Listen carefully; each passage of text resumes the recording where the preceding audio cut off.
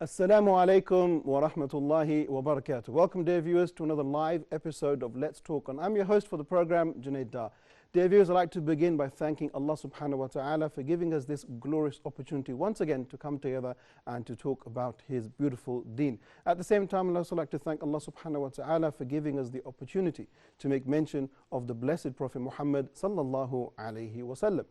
Dear viewers, as you have seen across our Facebook pages, the discussion today is a very hot topic, and it is that of freedom of speech. Islam and freedom of speech have become the hot discussion of our times today. What is considered to be acceptable, what is considered to be transgressing the boundaries, inciting hatred, bordering on intolerance is the discussion. It's the new battleground between Islam and the West. Some people may make accusations saying that Islam is backwards, it does not allow people to develop, it does not allow the development ideas because it restricts one's speech, it restricts one's abilities to progress. But at the same time, others will argue and say, no, Islam is controlled. It looks after the affairs of society at large. It is not interested in individual privileges, rather it is interested in collective privileges, making the society God-conscious, successful and progressive. So that's our discussion today. We want to have a look at Islam and freedom of speech and what it really means. Let us begin by introducing our guests, and then we'll go into our questions one by one. But I'd also like to remind you before we bring the guests into the picture that our phone lines are open, so please do pick up your phones and do engage with us on this very sensitive discussion. There are two numbers running across your screens. You can see them there. Call either of the two. If you're calling outside of Egypt, then don't forget to use the code, which is 002 inside the brackets there. So call us, give us your opinions. We've had some really fantastic discussions over the last few weeks as well. People have called in. At the same time, if you can't get to your phones, don't forget you can go to Facebook and you can go to either Let's Talk or Huda TV, and you'll see our post. Leave your comments under the image there, and I'll try my best to read those out live here in our program. Let's get the guests involved and then let's begin our discussion. If I can start from the right-hand side, brother, if I can ask you to give us your name and give us some background information about yourself, and we'll go around the room like that. All right, let me say I am Muhammad Rifai. I'm a teacher of English. I'm Egyptian, and pleased to be with you today. Thank you. Go ahead. I'm Ismail Charawali from Sierra Leone. I'm here in Egypt. I'm studying, doing my master's degree in Al-Azhar University, and I'm pleased to be here today with you. Okay, thank you very much, Brother Ismail. Let's move over to this side of the table. Go ahead, brother. My name is Idris. I'm from the United States. I'm here studying Arabic, memorizing Quran, and teaching English at the same time. Okay, so welcome. Go ahead, brother. Yeah, my name is Ahmad Ramadan. I'm from Egypt. I'm teaching English. I'm preparing a master in HR diploma as well. Okay, excellent. So the teacher's on this side of the room. Yes. Muhammad Rafai is Muhammad teacher. as well. Oh, Rafai is a teacher as well. Okay. Brother Ismail, we will help you out. Thank you. All right, so let's start with Brother Muhammad. We're talking about freedom of expression, freedom of thought. What does freedom mean to you? Freedom of speech, of course, you mean? Of course. Yes, freedom of speech, actually, it's kind of a base for everyone in life. Like, we take as a freedom of speech as a kind of a base for our lives, as a kind of to express ourselves, and at the same time, like, we have the boundaries, like some limits for ourselves. So you're free to say what you want, but at the same time you don't hurt anybody. Okay. Yes. Okay, very nice. Brother Ismail, how would you define, or what would you say is your opinion on the matter of freedom? Well, the freedom of speech actually is one's right to express their own beliefs. Okay. The right to speak what they want to say. That does not offend other people. That does not go beyond the boundaries. That breaks the borders of between an individual and the other, or the society. Okay. Because every country has its own rules and regulations. What you find in the Middle East, where you find a lot of Muslims, you can see something here that you cannot see in the West. Sure. You understand? And you cannot see something in the West or here that you can see in the West, for example, homosexuality. So, I mean, the freedom of speech here, people take it in general to include everything, even if it is good or bad. Right. But I believe that the freedom of speech means to see something that is good that does not go against other people. Right. Yeah. Okay, excellent, very nice. Brother Idris, on the way to the studio, you was telling me that people actually don't understand what freedom of speech actually means. Could you tell us what your opinion is on the matter? Yeah, for me, I think it's very similar to what they're saying.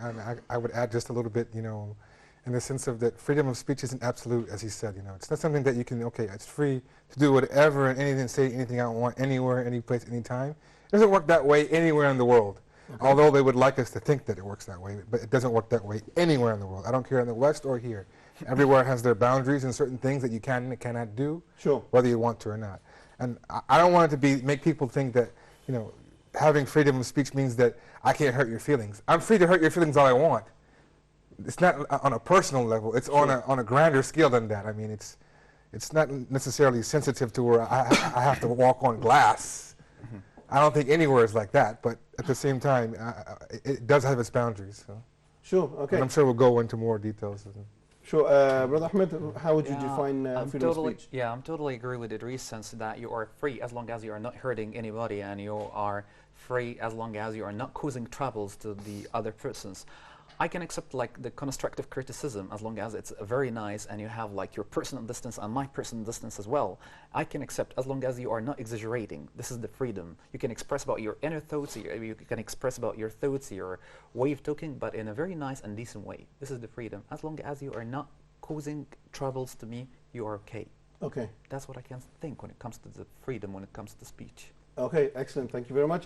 Let's come back here. Brother Muhammad, my next question is a very short but concise question, and it's about your opinion. Do you think that Islam consists of freedom of speech? Of course. Let me say that when Islam came into the light of the world to enlighten the whole world from the beginning, and it has set some principles and some things that people are going to stick to. One of the things is going to be like freedom of speech, but with things to take in consideration. Like I agree with Brother Idris concerning the point of like maybe you're being tough with somebody, but actually at the same point you don't see like a swear word or an offensive word. Okay. This was a kind of a bottom line for Islam to say like ما يلفظ من قول إلا لديه رقيب عتيد. This is something that you have to put in consideration. Like maybe you want to be free to say what you want, but at the same time you don't make mistakes. You don't say something wrong. Okay, yes. Sure. All right, Brother Ismail. So was that was a yes? Was it? Yeah. Sure. Okay, Brother Ismail, what's your opinion? Does Islam have freedom of speech? Yes or no? And you can justify your answer. Yes, it does. I mean, more than 1,000 years ago, Islam was revealed in Mecca, and we've seen in the Quran, when you read, you can find the information Islam expressed about the freedom of speech. It came and it liberated even the slaves in Saudi Arabia, in the world. So when people talk about the freedom of speech here, I mean they make some mistakes. The concept they try to use about the freedom of speech is very wrong. Islam is not against the freedom of speech. Islam is against people trying to make trouble, like my brother said there, in the society. Okay. Nobody actually can prevent someone from speaking as long as if we say something that is legal, you have to have the evidence. Mm-hmm. For example, if you say this man is not right, he's doing this, he's corrupt, you have to provide the evidence. This is just in the basic, So when people talk about the freedom of speech, Islam does have the freedom of speech. Okay. And of course, even Islam says there is no oppression, or there is no way you can force someone to do something, because Islam has been revealed and the message has been put across the world. Sure. So which means even this is about people forcing people to Islam. Islam does not accept any way to force people to believe in the faith. Even in Medina, when the Prophet came to Medina, he found a lot of Jews. They were there. He told them, you have the right to accept Islam or you don't accept Islam. If we are going to defend you from the enemies, you pay the tax. Khalas, we don't have to force you. There was nothing about forcing people, but the people are now understanding Islam differently, not because of the Sharia law. It's because they don't want Islam. That's it. Okay, sure. All right, very nice. So two perspectives, two yeses, I'm assuming, yeah. Two different angles. Brother Idris, what do you say? Islam promotes freedom of speech or not? I would say yes. Also, it does promote freedom of speech within its own parameters. Okay. You know, the world everywhere So, in every ideology has its own parameters. So your yes is not a total yes. Yes, it's a yes with parameters, as if you want to say, because there is no absolute freedom of speech anywhere in the world. It's not absolute. There's no country in the world that allows you to say and do every single thing you want. They're going to tell you, okay, there's the boundaries. You can't go to the States and go to a movie theater and scream fire. Okay. It's a joke. I'm free to do what I want. I can say what I want. It's a joke. It's funny to me, but you're going to go to jail. Okay. Okay, so everyone has their parameters. Maybe you don't like or understand some of the parameters that Islam might set, but everywhere has parameters. Even wherever you're, democracy, communism, everything has its parameters for freedom of speech. So Islam has its own, which of course, are based upon, the individual is not greater than the whole. So this parameter is the baseline for freedom of speech. And of course it branches out in different areas from there. So. Sure, great. Okay, Brother Ahmed, what's your take on this? Does it promote freedom of speech? Actually, yes. Like you have the freedom in Islam to speak about whatever you want, but with limits, as Idris said, because you have to have limits. Not to go in the bad side, not to go in very dangerous words or something that will gonna cause a problem maybe afterwards. But freedom, yes, in Islam you can speak, you can have all the freedom, even in Deen, la ikrah fi Deen. So no one can push you to be Muslim. No one can push you to be mu'min. It's have to come from your heart. As long as this religion dealing with mentality, with the mental ability and heart at the same time, I believe it gives us all the freedom to speak about anything, but with limits, to avoid being in a problem. Okay, fantastic. I'm going to bring up some controversial issues now. I want to start with you, Brother Ismail. Okay, so you said, you gave the answer, yes, that Islam promotes freedom of speech. Yes. And I'm going to put myself on the other side. Some will say that if you look at European history, when they were under the control of the church, people never developed, people never prospered. But in the years of the Enlightenment, when people actually came out and started to challenge the concept of God and challenge the concept of the Son of God, they actually started to progress. So is one's argument that Islam does not allow you to talk about things and therefore we are left behind or we are not progressing? No, I don't believe that's a right statement, because Islam, during the beginning of Islam, actually there was prosperity in the Middle East, even more than the West. Okay, if you think about mathematics, you think about physics, all those philosophers actually come from the Arab world. Maybe not only from the Arab world, but like from a place from Syria or Iran and Turkmenistan, all these areas. Okay, so which means Islam, even during the beginning of Islam, there was the freedom of speech. There was education. People were free. But when you mention about the church, like in Europe, actually there was something connected between the rulers and the church. And of course, the rulers themselves were not ruling. The system there was the church, like the Catholic, churches were ruling over the people. Okay, the Roman Empire came to the Middle East. We know what happened, what they did in the Middle East, until when Islam started to liberate the people. They themselves, when they came here, we know the history, of course, even the time of Jesus, that they are now saying that he was killed.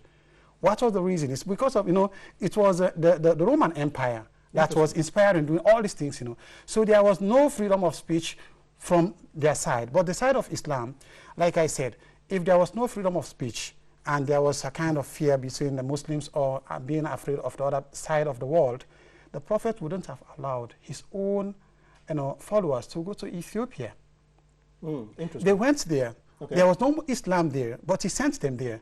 He knows very well that they can be recepted, they can be accepted, they can be given the hospitality that they needed. You understand? So the freedom of speech, it's something that people should understand, that the concept is being misused today. Right. Islam allows people to speak freely as long as you do not say something that is evil. In Islam, we do not allow people to insult Jesus Christ or David or Joseph. But this is accepted in the West. While they are not, like if someone speaks about the state in the US or in Britain, he's in trouble. Like Snowden, like WikiLeaks, all these guys, in fact, they didn't say something that is contrary to what the government is doing. Very It's the right thing. They just reveal the secrets. This is actually what the people are doing. They have been spying your calls. They have been monitoring you. This is the only thing they said. And now they are in trouble. In the Arab world, who is actually being jailed because of all these things? We have many journalists who write about things, but because even in Egypt, or for example in Saudi Arabia, or in my country, if you write about Jesus Christ in that wrong way, they will ask you questions, because you are trying to inflame fire between within the society. We have Christians, we have Muslims. So if you respect the other side, you have to respect also everybody. I mean, you don't have to write something that is actually against other people. So the freedom of speech has limitation, like my brother said. You cannot go beyond the boundaries. So there is mutual respect. Yes. Okay, excellent. Brother Ahmed, I'd like to come to you. Mentioned the beautiful verse inside of Surah Al-Baqarah, La ikraha fi din, that there's no compulsion in religion. But then many people will, at the same time, they will say that there is an issue today in the world of the apostasy law. If you want to leave Islam, then you will face the death penalty. So some will say, where is the freedom there? Actually, like, for example, when it comes to this part, as long as you are Muslim and you are a good Muslim and you are following the religion and following the Prophet Muhammad ﷺ, you can feel that no way to leave this religion, as long as we are dealing with mentality, as long as we are dealing with the facts. Like, for example, if you can read, for example, the word or the verse, like 14, no, I do not remember the verse, but it says that فَمَنْ أَعْرَضَ عَنْ ذِكْرِي فَإِنَّ لَهُ مَعِيشَةً ضَنْكًا. Nice. Whenever you leave Allah, whenever you leave the Holy Quran, you can get it in a very bad mood. Why? Because this is the right way, this is the righteous way. كَأَنَّمَا يَصَّعَّدُ فِي السَّمَاءِ. And Prophet Muhammad said that from 1400 years before. Like, for example, whenever you're going up in the sky, you are going to lose like the ability to breathe.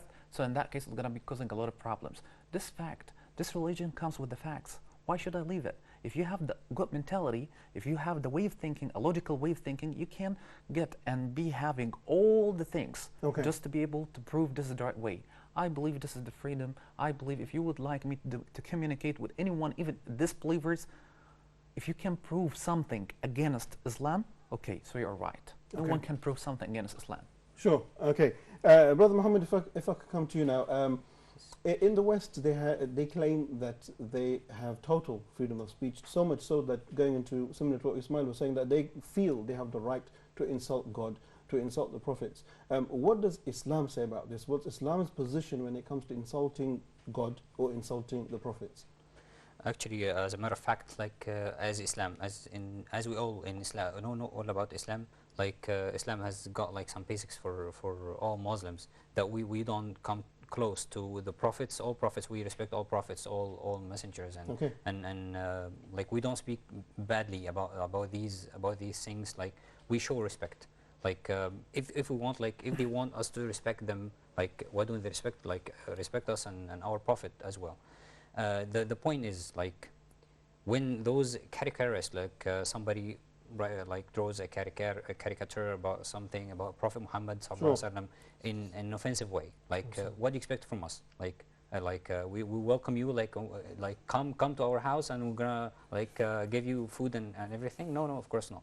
Like somebody offend our prophet, you're away out of line, and we have to like defend our prophet in a good way and in the right way. Like we respect all prophets, and we're not gonna like say that Jesus is blah blah blah and the same thing.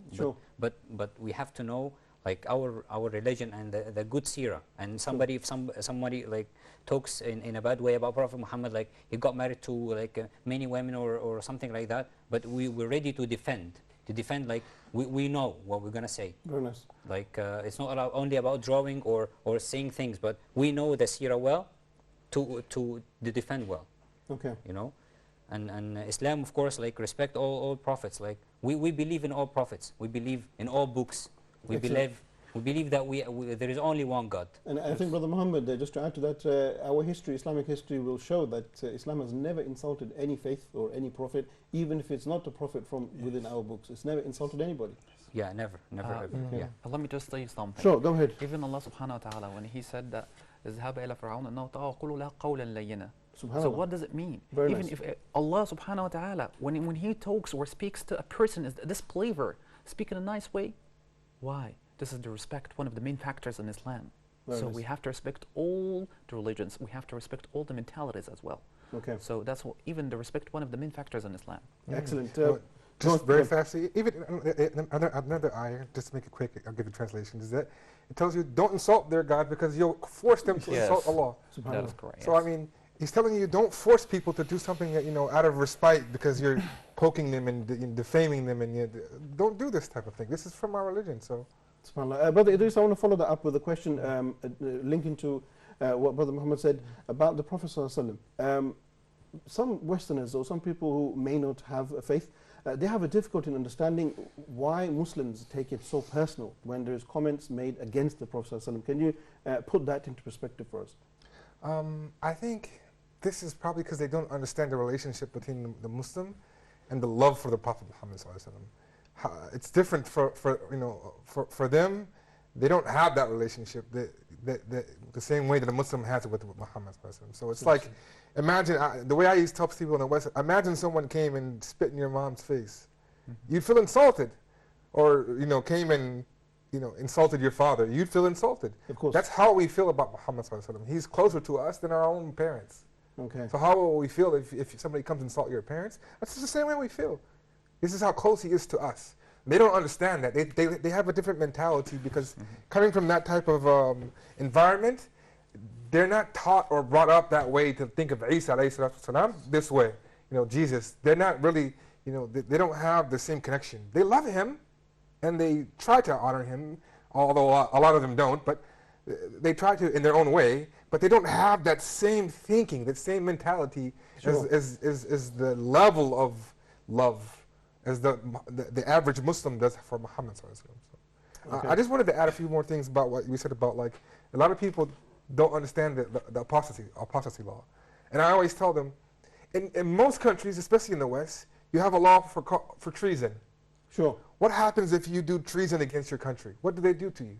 Sure. There's one or two things. You're either going to get the death penalty, or you're going to be in prison for the rest of your natural life. That's the punishment for treason. For treason in most Western countries is you're going to be in prison for the rest of your life or death. Okay. So this same thing, Islam looks at people who leave the deen as treason. Okay. The same type of category. It's a treason. And of course, this isn't something that, you and I enforce. This is another thing that people think, just because we have this law that is for everybody. We're bloodthirsty. We're just going to, Sharia, you left Islam. It doesn't work that way. Okay. This is something for the state to prove, and it isn't something easy to prove either. So it's a state law and it's connected with treason. So it's not haphazard or... Yeah, it's not a social public law. It's a state law. The same way you have treason in America and the UK has its treason laws. It's the same way. There's no difference. They just don't see it that way. They try to make a difference between them. Okay, excellent. Thank you very much, Brother Idris, for that clarification. Inshallah ta'ala, we're going to take a short break, give you guys all a little bit of a rest, and then when we come back, we'll continue with part 2. So, dear viewers, we're having a fantastic discussion here talking about Islam and freedom of expression. So, feel free, dear viewers, after the break to pick up your phones and express yourselves freely. You can say whatever you feel, whatever's on your mind, express yourself. Inshallah ta'ala, you can also join us on Facebook, and I will read out your comments as well. Let's take a short break here, and then I will see you in just a few moments.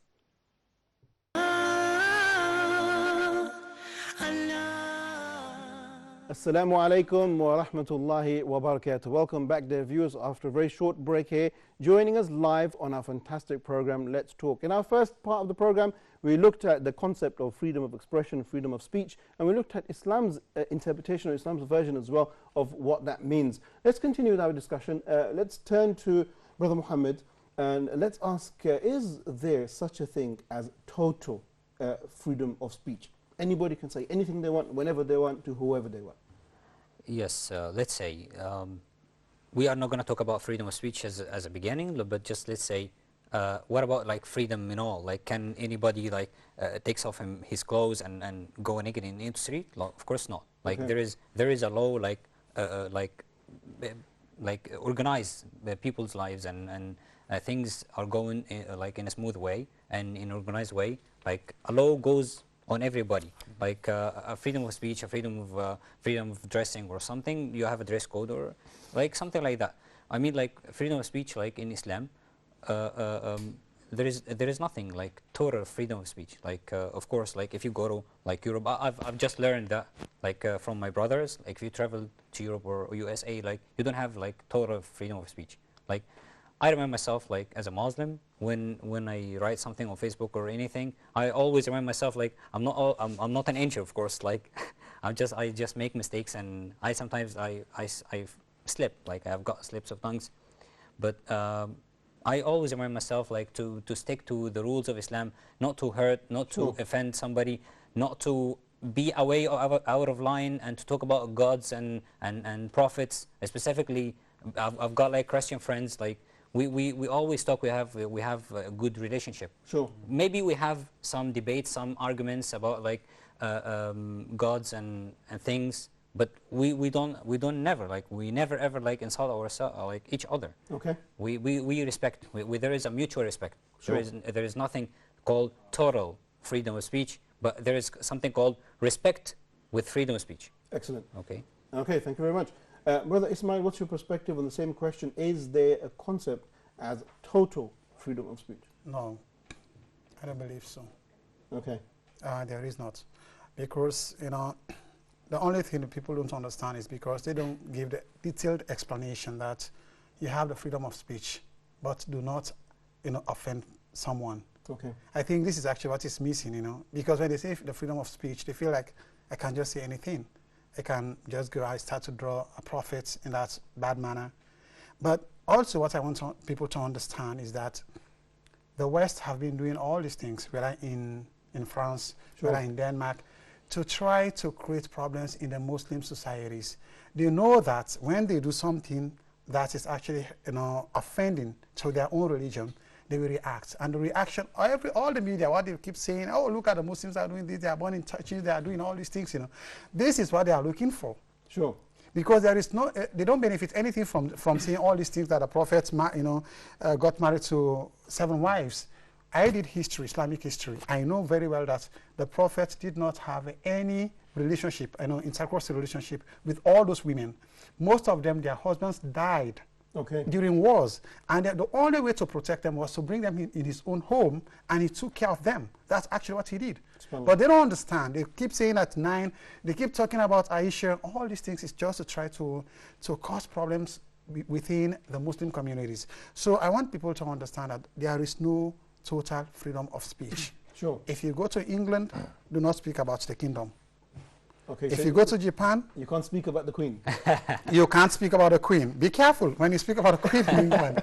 When you go to Japan, Okay. you go to Thailand, the same thing. You go to Swaziland. All these things in Africa, you know, Soweto, all this. When you go there, they have kingdoms. Be careful. Do not talk about anything. You know, even the newspapers, they don't speak about anything about the kingdoms. So, which means the freedom of speech there. Everybody knows that. The limitation is there because they can see that if you attempt to speak about, you know, England, the Queen, you will be arrested. Okay. Definitely. Okay. So why not Islam? Why should we allow people to offend on other people's religion? Because the reason here, people feel that, okay, if I say something bad to Prophet Muhammad alayhi salatu wasalam, you have the right to say something bad to Jesus. But Islam recognizes all the prophets that came before Muhammad sallallahu alaihi wasallam. So they are, and even it's revealed in the Quran that if you believe in the prophets, you have to believe on all those prophets. If you deny one of them, you are no longer a Muslim. So there is no way a Muslim can react in that way because you accuse or you say something bad to my own prophet. I should have to do the same thing. Okay. We can't do that. The only way people can, react is by action. Sure. Brother Muhammad, I saw you wanted to interject. Did you want to say something? Yeah, brother Ismail, mashallah, like he mentioned a lot of countries. I feel like he's a globetrotter or something. Travel all over the world. Okay. But let's move over to this side. Brother Idris, so if we're looking at these sensitive issues of freedom of speech, I mean, you come from the States. And many people will say that the States is the land of the free. You can do and say whatever you like. Is that the case, or the limitations even in America? Yeah, this is a big fallacy. I think this is something that people dream and think of, you know, this is how it really is. But in reality, this isn't the case. We have limitations just like everything else. But the limitations follow the norms of that society. maybe the limitations there are different than the limitations in other parts of the world, the Muslim world, because this is not part of their upbringing or their way of thinking, their way of dealing with things. Sure. So, like, for instance, just, we have to understand that, when you go somewhere, you should be knowledgeable of what's good, what's not. The one, I think he was Egyptian, the guy went to America, he was studying in a university, and he became riled up into this election thing, and, he put on his, I think, Facebook or Twitter or one of the platforms, Sure. that he was going to kill, Trump, Donald Trump, because he was sick of his, his hatred and racism and Islamophobia, and he said it out of anger. He didn't really mean it. He was just angry and upset because of the kickback that was happening to him in the country. So this somehow got forwarded to his professors, and then next thing you know, it escalated, to make a long story short, escalated to the FBI coming and getting involved. They arrested him. Okay. He didn't go and buy a weapon. He didn't go forward thinking, okay, how am I going to really kill this guy? He just said it out of anger. He said, I didn't really mean it. I just said it as an expression of showing my anger. Well, you can't express your anger in that way in the West. Just like, and people think that, they can say and do whatever they want. And this is so far from reality. Okay. And there are many, many, many, many more examples, but we don't have that much time, of course. Sure, excellent. Thank you very much. Brother Ahmed, I want to talk to you now, looking at Islam's perspective on freedom of thought. And some would say that Islam's interpretation of freedom of expression is geared towards the benefit of society, not looking at personal benefits, but looking at the collective benefit. I mean, what's the advantage of that approach? I believe, like, for example, if you came to the reality, as long as if you would like to get the society to be in the best place, you are looking for all, not for just only individual. So Islam, of course, would like to say ummah, we, not I. Sure. So big difference between saying we and I. We would like to be in the best. خير أمة أخرجت للناس. The best ummah forever came for the world, or came to the world. But I would like to tell you something when it comes to the freedom of speech.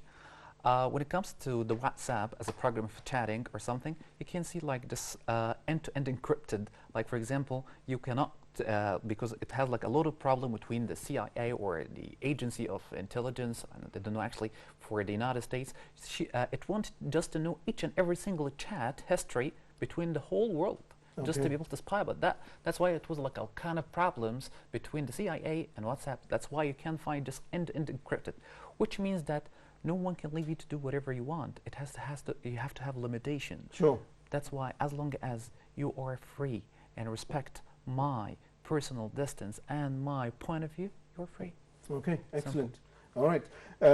Brother Muhammad, I want to look at some Islamic principles in relation to freedom of expression. We had to look at one which is looking at the benefit for society at large. But a teaching of the Prophet Muhammad, peace and blessings be upon him, comes to my mind when you talk about freedom of expression, where the Prophet ﷺ, he said, say something good or remain silent. How can we connect that with freedom of expression? Of course, like what Prophet Muhammad ﷺ said actually is something appeals to everybody. Like every Muslim has to go with this model. Actually, everything Prophet Muhammad said is something really, really precious. We have nothing else to stick to hold in our lives. As he said, like, I left you like the Quran and the Sunnah. We hold to them like tooth and nail. I mean, concerning this part, like I feel as a kind of a person, when I talk to somebody, like I always try to say good things, or to be at least as a kind of a nice person. I try not to say swear words or not to offend him. Sure. At the same time, I put him on mind. Like Prophet Muhammad said, the worst person in the doomsday is a person that people avoid because of the things bad things he said about them, or like to corner them and to like make them feel like angry, or make them like hate the moment they're speaking to. So I mean, like I try to respect myself and respect the other's point of view, and at the same time say good things, or not to talk about like bad things at least. Okay. As Sayyidina Umar said, like at least don't talk about the bad things to get rid of them. So I try to stick to the rules of Islam as much as I can. Of course, like as I said, I'm not a perfect person, but I try to do it as much as I can. As a kind of I am man, I try to be a model for my students at least. I mean as a teacher, and he knows what I'm talking about. There's really have to be a role, like a role model or something like this. And I would like to do something that's going to be very close to this matter. Rasul Sallallahu Alaihi Wasallam said that, Prophet Muhammad said that if you can guarantee your tongue, I can guarantee the Jannah, like for example, the paradise. Why? Because this is going to be the thing that either to put you in hell or in paradise. That's the thing. Okay. So Brother Ismail, I want to come to you now and talk about some events that have taken place in the world and get your perspective on how you analyze or evaluate these situations. Let's take France as the prime example, because I think that's probably the one that stands out most. Where you see, for example, the French government banning Islamic symbols or attires, and now recently they've gone into this whole issue of the burkini or something similar to that, where they're banning Islamic symbols, but yet symbols of Christianity or Judaism are not being banned. Is that freedom of expression or is that prejudice? Well, of course no.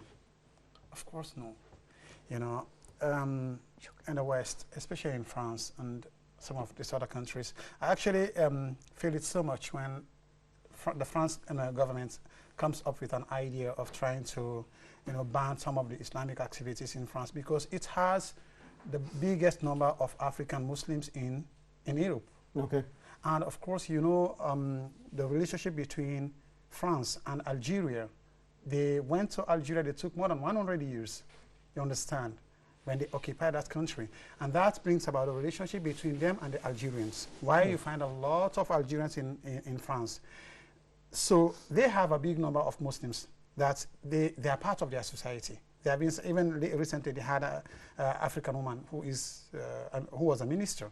Okay. So what they should do, it's not about banning all this, saying that you shouldn't dress as a Muslim, a woman who actually tries to prevent herself from the society, like we know what happens in Europe.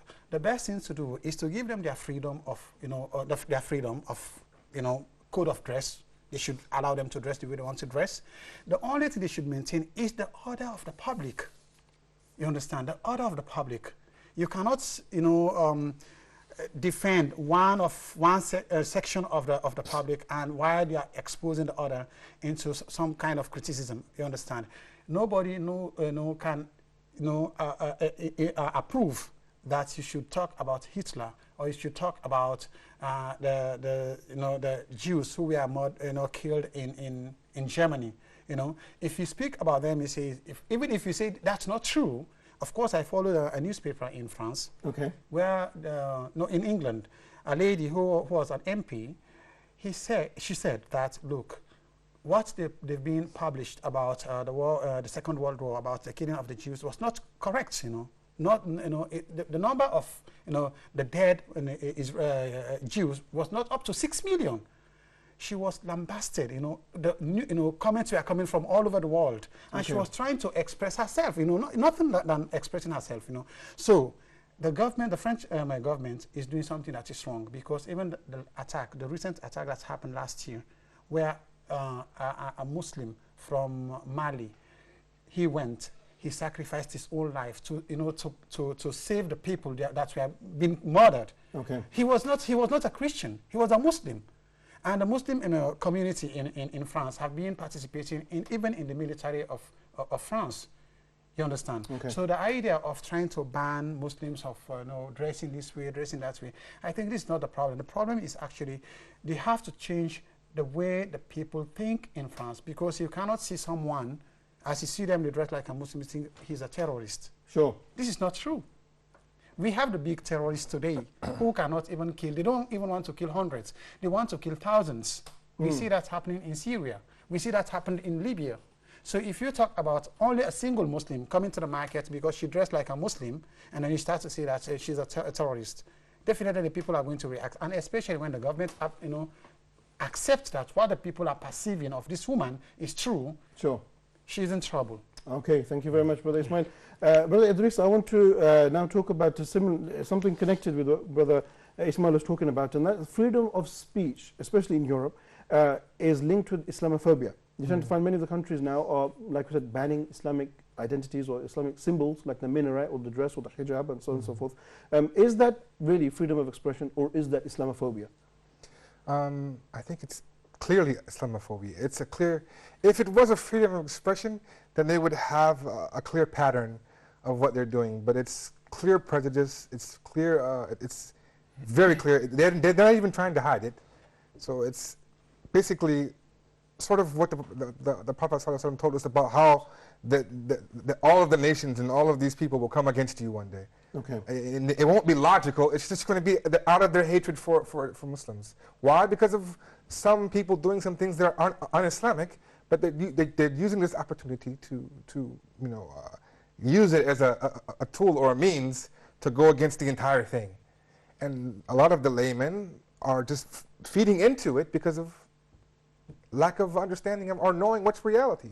Sure. I mean, most people, they didn't even know about Islam sometimes, and this is what they learn about it through this way. Okay. So.